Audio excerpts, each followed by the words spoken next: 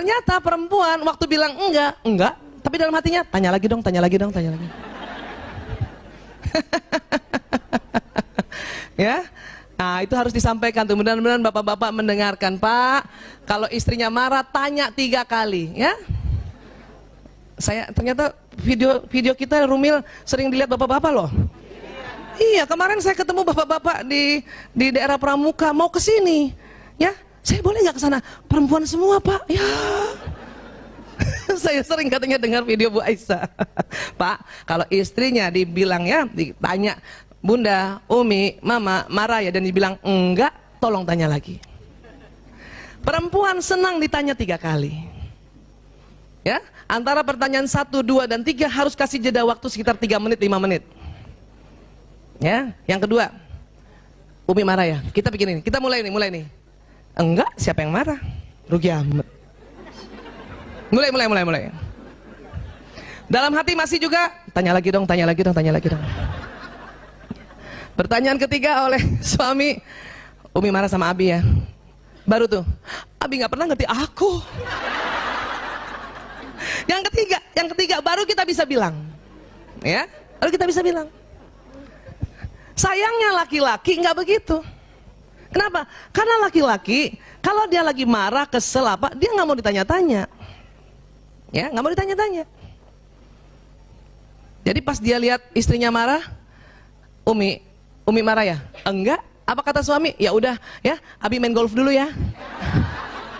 Abi ke masjid dulu ya. Walaupun dia ke masjid loh, walaupun dia minta izin ke masjid, tetap aja 4, Bu. Dalam hati kita bilang apa? Ya nggak pernah ngerti aku. Gitu. Kenapa? Karena kita belum ditanya 2 kali. Ya lagi, yang 1 sudah, 2 kali lagi. Ya, ya Pak ya. Nah, biar bapak-bapak ngikutin. Ya.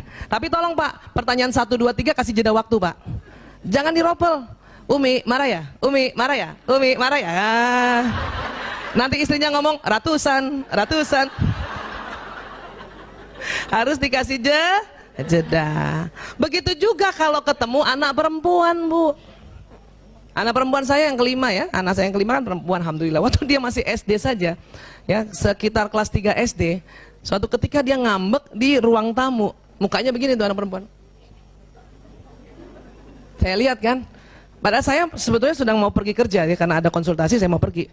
Saya lihat Ragil marah ya nak? Enggak. Gitu. Oh ya udah, terus saya pergi. Terus dia WA saya, apa dia bilang? Ibu, kenapa nggak tanya 3 kali? Oh iya lupa. Kenapa saya lupa Bu? Anak saya 4 sebelumnya laki-laki semua. Saya lupa loh perempuan. Ya, walaupun udah belajar Bu. Makanya mengapa yang sudah pernah dengar saya sengaja ulang-ulang. Kenapa? Ilmu yang baru harus diulang-ulang. Ya, saya aja lupa. Ya Allah, astagfirullah, maaf nak. Ibu lupa. Habis kakak kamu 4 laki-laki nggak pernah mau ditanya-tanya. Ya, itu tadi. Oke. Nah sekarang, setelah dia masuk Bu, dia sudah panggil kita. Akhirnya apa? Di meja makan bukan? Biasanya gitu ya.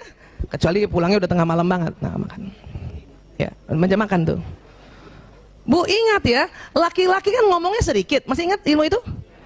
Minimal ya rata-rata 7.000 kata per hari. Ibu yang suaminya pendiam 5.000 Bu. Ya. Suami ibu yang watak pembicara ya kayak Sule misalnya, kayak ustadz-ustadz tuh biasanya watak pembicara itu bisa 9.000.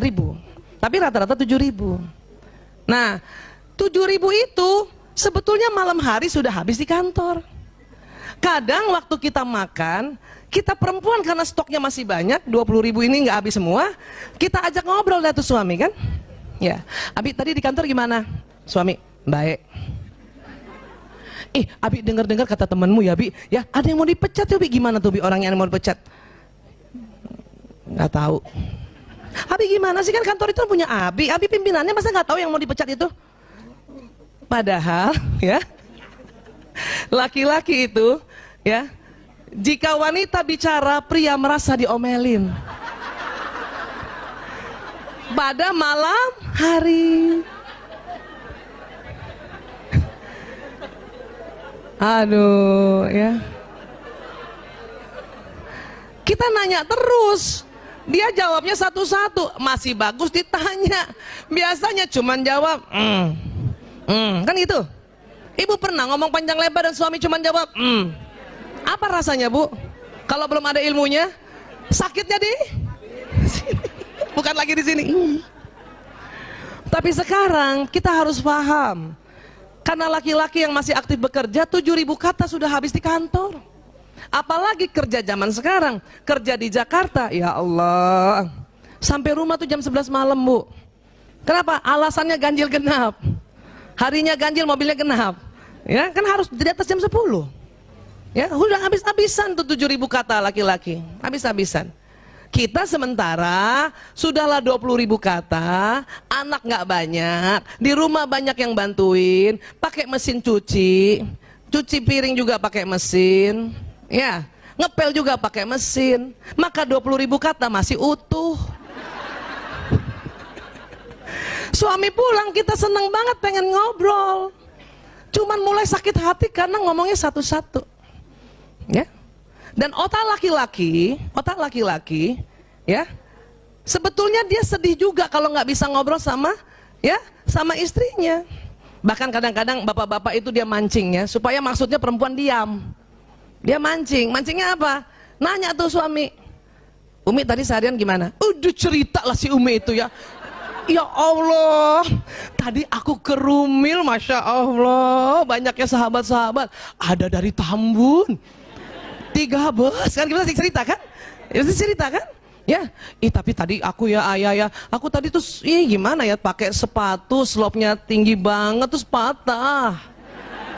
Kan kita cuma ngomong ya.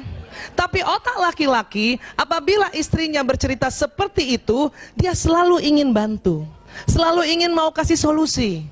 Apa dia bilang? Sebentar. Makanya Umi kalau ke tempat-tempat kajian nggak usah hak yang tinggi. Dia kasih solusi bukan? Tapi kita apa? Bukan gitu, Abi. Karena perempuan cuman mau cerita. Otak laki-laki karena kasihan sama istrinya, dia kasih solusi, wujud tanggung jawab. Betul Bu? Ibu pernah nggak lagi cerita ya, lagi curhat, Abi, aku sakit kepala. Apa kata suami? Solusi bukan itu? Solusi.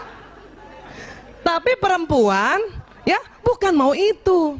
Bahkan ibu-ibu sebelum curhat sakit kepala, dia sudah minum obat duluan. Iya kan? Sakit kepala udah minum paracetamol, baru curhat. Makanya waktu suaminya bilang, ya minum obat dong. Apa kita bilang? Obat apa lagi? Semua obat udah aku minum. Ya, marah sih ya. Tapi kalau nanti suami nggak ngomong, suami diam, apa yang terjadi? Ketika pria tidak berkata apa-apa, serta-merta wanita merasa dirinya tidak dicintai lagi. Padahal nih suami emang udah nggak mau ngomong, ya. Cuman karena otak tanggung jawabnya, makanya dia selalu kasih solusi. Oke? Nih. Jadi wanita bila tertekan itu memang butuh bicara. Kalau kita sedih, takut, dia pasti butuh bicara.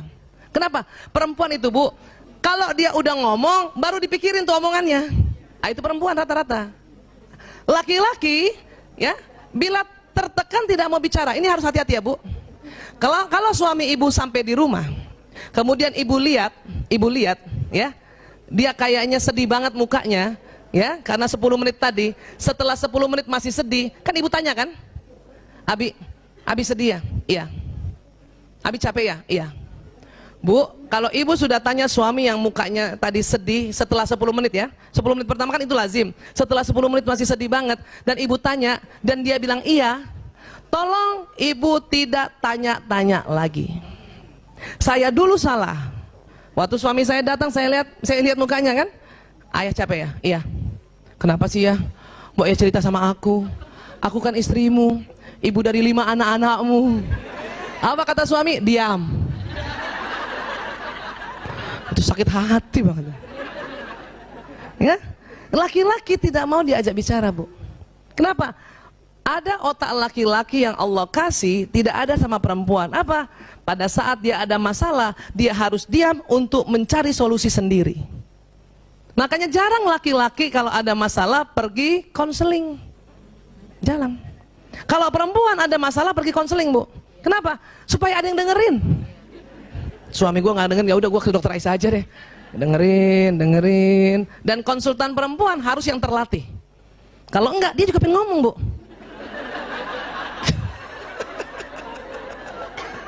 Pasiennya perempuan,